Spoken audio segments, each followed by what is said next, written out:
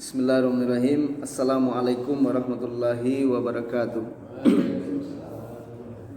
Alhamdulillahirabbil alamin. Assalatu wassalamu ala asrafil anbiya'i wal mursalin wa ala alihi washabihi ajmain. Kita bersyukur kepada Allah di pagi hari yang cukup sejuk ini. Allah izinkan kita bersama tentunya dalam rangka majelis ilmu. Man kharaja fi talabil ilmi fahuwa fi sabilillah hatta yarji'. Siapa yang berangkat dari rumahnya kemudian ikut dalam sebuah majlis ilmu, fahuwa fi sabilillah hatta yarji'. Dia sedang berada di jalan Allah Subhanahu wa taala sampai ia kembali ke rumahnya. Inilah salah satu fadilah orang-orang yang tergabung di sebuah majlis ilmu. Selawat dan salam kehadiran junjungan kita Rasulullah sallallahu alaihi wasallam. Mudah-mudahan kita mendapatkan syafaat di yaumil qiyamah. Amin amin ya rabbal alamin. Baik Bapak hadirin jamaah subuh yang dimuliakan Allah Subhanahu wa taala, di pagi hari ini kita mengkaji hadis arba'in, sarah hadis arba'in Imam Nawawi rahimallah. Jadi dalam kitab ini terdapat 42 hadis. Sebenarnya arba'in itu kan 40. Ternyata jumpa di dalam hadis ini 42 hadis. Baik, kita mengkaji hadis urutan yang ke-8, Ad-Dinun Nasihah. An Abi Ruqayyah Tamim ibn Was Ad-Dari anna Nabi sallallahu alaihi wasallam Ad-Dinun Nasihah.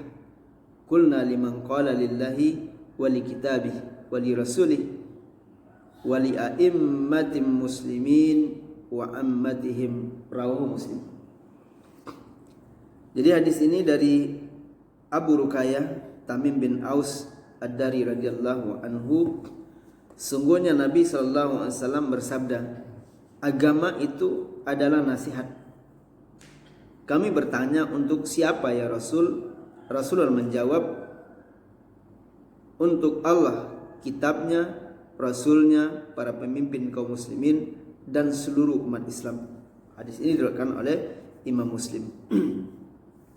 Jadi Bapak hadirin jamaah subuh yang dimuliakan Allah Subhanahu wa taala, hadis ini adalah hadis yang singkat dan padat, merupakan ciri khusus Rasulullah dalam berbicara, yakni kalimat yang singkat tetapi mencakup arti yang banyak dan faedah yang agung, sehingga kita melihat bahwa seluruh sunnah dan hukum syariat, ya, baik yang pokok maupun yang cabang, tercakup dalam hadis ini.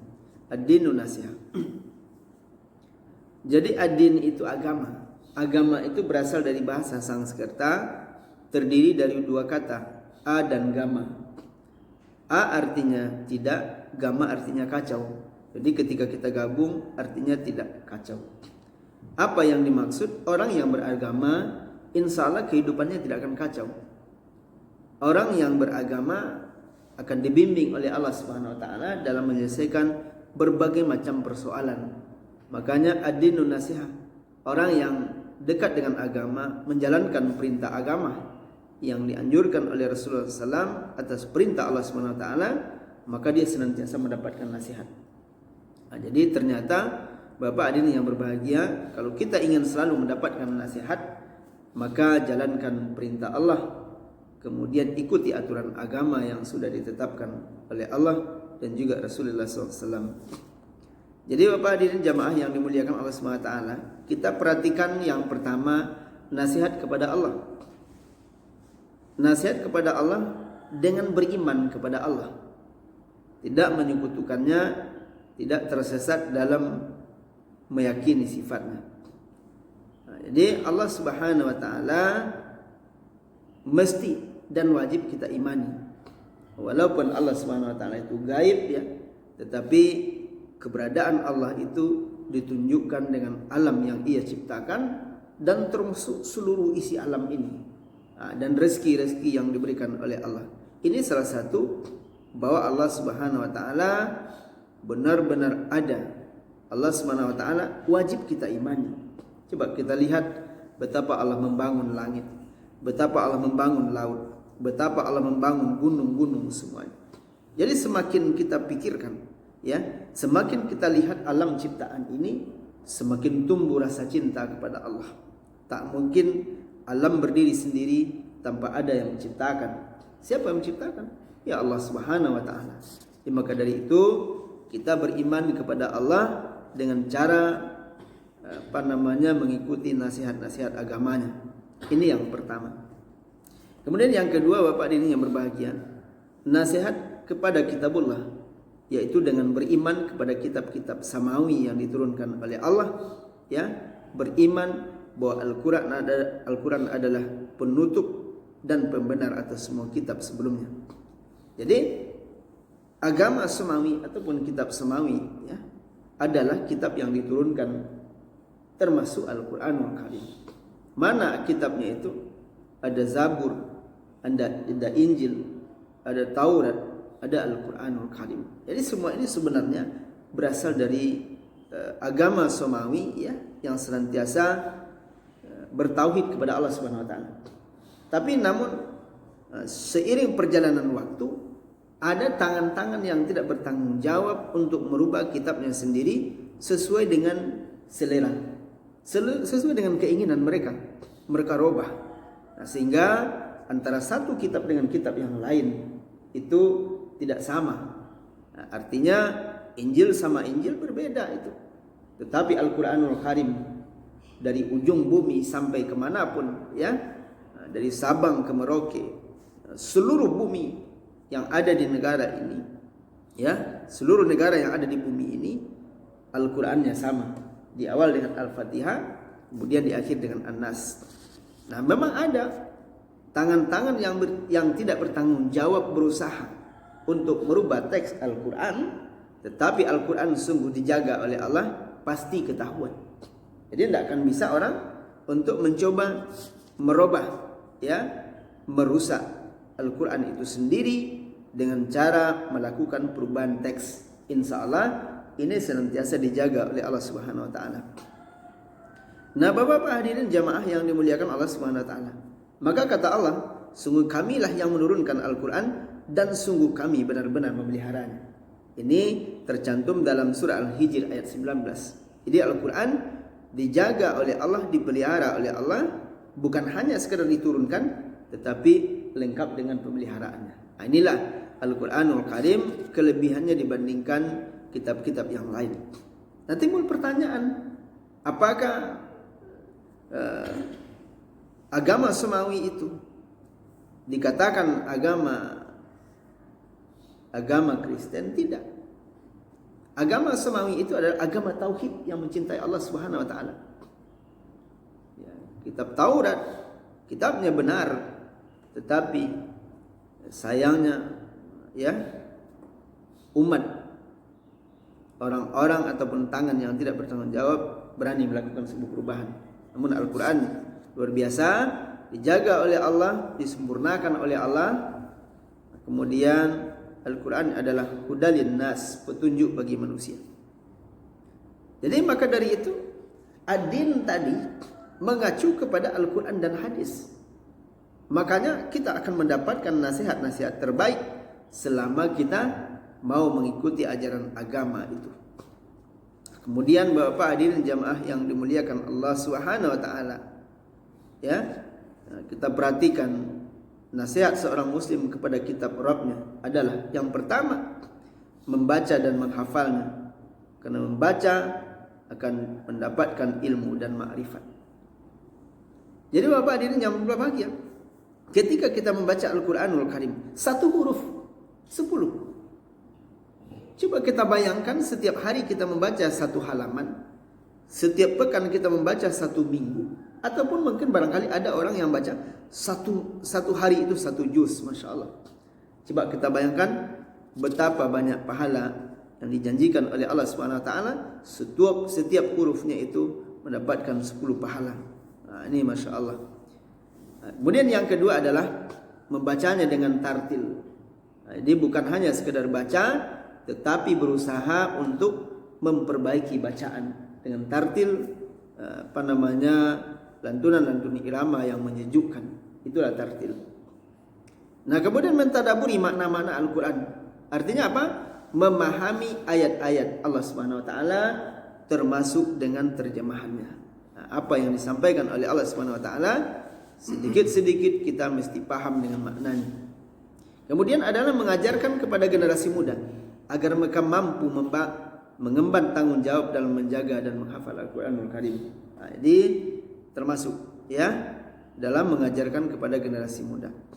Nah, kemudian Bapak dan yang berbahagia juga menghafal Al-Quran dengan cara tidak menghafal. Apa maksudnya? Dia tidak menghafal Quran, tetapi dia mendapatkan fadilah pahala seperti orang menghafal Quran. Kenapa begitu?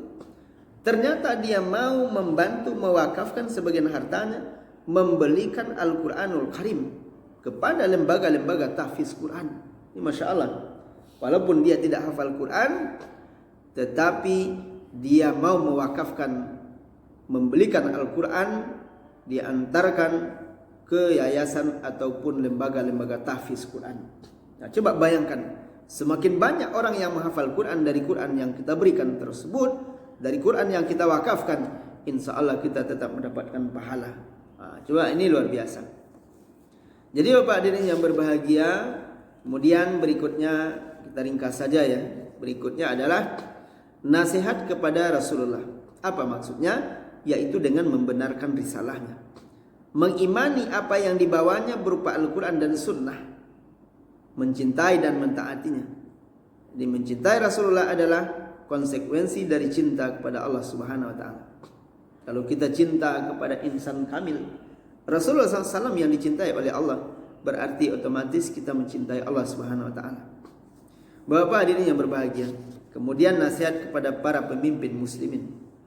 Pemimpin kaum muslimin bisa berupa pemerintah atau yang mewakilinya, dan bisa juga para ulama dan para tokoh. Ya, jadi tentunya kita adalah nasihat ataupun mengambil pelajaran dari mereka, mengindahkan panggilannya sepanjang tidak bertentangan dengan ajaran agama Allah Subhanahu wa taala. Jadi Bapak hadirin yang berbahagia, inilah pelajaran yang bisa kita ambil dari hadis yang disampaikan oleh Rasulullah SAW, urutan yang ke-8 dalam hadis Arba'in. Semoga agama benar-benar bisa menjadi nasihat di dalam kehidupan kita. Sepanjang kita mengacu kepada agama, insya Allah mudah-mudahan kita akan lurus. Tentunya agama yang diridhoi oleh Allah SWT satu-satunya adalah agama Islam. Apa sih agama Nabi Musa? Islam, agama tauhid. Apa sih agama Nabi Ibrahim? Islam, tauhid. Seluruh para nabi itu agamanya adalah tauhid, tidak berbeda dengan ajaran Islam. Jadi maka dari itu sekali lagi kita mengacu kepada agama, karena agama adalah memberikan nasihat yang terbaik pada kita bersama. Sepanjang orang berpegang teguh mengamalkan ajaran agama, dia senantiasa mendapatkan hikmah, mendapatkan nasihat. Tetapi ketika orang sudah menjauh dengan agama, tidak mengikuti perintah agama, berarti mereka meninggalkan nasihat-nasihat yang terbaik dalam kehidupan. Mungkin barangkali Bapak jamaah yang berbahagia ada sesuatu yang mesti kita diskusikan, silakan. Ada usul sedikit. Silakan Pak. Kayaknya agak bertentangan sedikit masalah hadis tadi, katanya ya Ad-dinu nasihat. ad-dinu nasihat itu menasihati. Itu pun secara sesama agama Islam. Tetapi Rasulullah dulu waktu sama Abu Thalib, waktu menjelang nafasnya itu dia menasihati. Ternyata belum dapat jelasnya masuk atau tidak. Jadi itu apakah tidak memberi manfaat sama dia itu bernasihat itu? Karena padahal dia keluhan. Iya. Sedangkan Abu Thalib yang memelihara dia semenjak kecil. Berarti menurut kalimatnya itu kan ada anjuran di luar agama Islam nasihat. Ya, benar. Ad-dinu nasihat. Agama itu nasihat. Kemudian ketika kita mengambil pelajaran dari agama, kita mesti dan dianjurkan untuk memberikan nasihat kepada orang lain sepanjang kita mampu untuk menasihatinya. Jadi Abu Talib dinasihati oleh Rasulullah. Dinasihat dari mana Rasulullah mengambil? Ad-dinu nasihat. Agama itu nasihat. Jadi supaya Abu Talib ya mendapatkan nasihat, maka disampaikan pesan-pesan agama oleh Rasulullah. Namun Abu Talib tidak dibukakan hatinya oleh Allah Subhanahu wa taala. Maka dia tetap mati dalam keadaan kafir. Makanya ketika Rasul menyampaikan, wahai pamanku, ucapkanlah la ilaha illallah. Wahai Muhammad, memang aku dekat kepada antum. Tetapi apakah tidak ada lagi ucapan yang lain yang bisa engkau berikan kepada saya? Ini adalah ucapan yang dilarang oleh nenek moyang saya. Saya sayang kepadamu wahai Muhammad. Saya melindungimu, saya menjagamu. Tetapi mohon maaf Muhammad, saya tidak akan bisa mengucapkan lafaz yang engkau sebutkan ini. Nah, jadi artinya ketika Rasulullah mendapatkan pesan dari agama, kemudian Rasulullah itu menyampaikan pesan tersebut kepada paman yang ia cintai, ya, paman yang ia sayangi. Bahkan beliau adalah benteng pertahanan Rasulullah di waktu mengembangkan Islam. Namun ketika hidayah tidak didatangkan oleh Allah Subhanahu wa taala, maka Abu Talib tidak mau dia mengikuti ajaran yang disampaikan oleh kemenakannya. Mungkin dia juga berpikir, yang menyampaikan kan anak muda ini, padahal saya lebih tua dari Muhammad. Dia pula yang memberikan nasihat. Mungkin arogansi ini datang, nah, sehingga tidak mempan apa yang disampaikan oleh Rasulullah kepada Abu Talib. Begitu Pak. Dia tetap memberikan nasihat. Jadi seperti kita, lingkungan kita ada orang yang tidak muslim, ketika kita mampu memberikan nasihat, tidak apa-apa, kamu sebaiknya masuk Islam lah, karena di Islam ini begini-begini. Kita jelaskan, itu agama apa, ad-dinu nasihat. Juga termasuk saudara kita. Kenapa kita nasihati mereka? Karena kita mengambil rujukan dari ad-dinu nasihat. Sepanjang pesan agama kita sampaikan kepada saudara kita, berarti agama memberikan nasihat. Itu Pak. Nah, insyaallah. Jadi mudah-mudahan apa yang kita kaji pada subuh hari ini mudah-mudahan penuh dengan keberkahan. Walaupun jamaahnya tidak sampai 50 orang, tapi alhamdulillah mushola Al-Hidayah tetap kita makmurkan. Tetapi yakinlah Bapak yang berbahagia, ribuan malaikat yang hadir di mushola Al-Hidayah subuh hari ini yang memang tidak nampak oleh mata kepala kita. Demikian, mudah-mudahan bermanfaat. Assalamualaikum warahmatullahi wabarakatuh. Waalaikumsalam warahmatullahi wabarakatuh.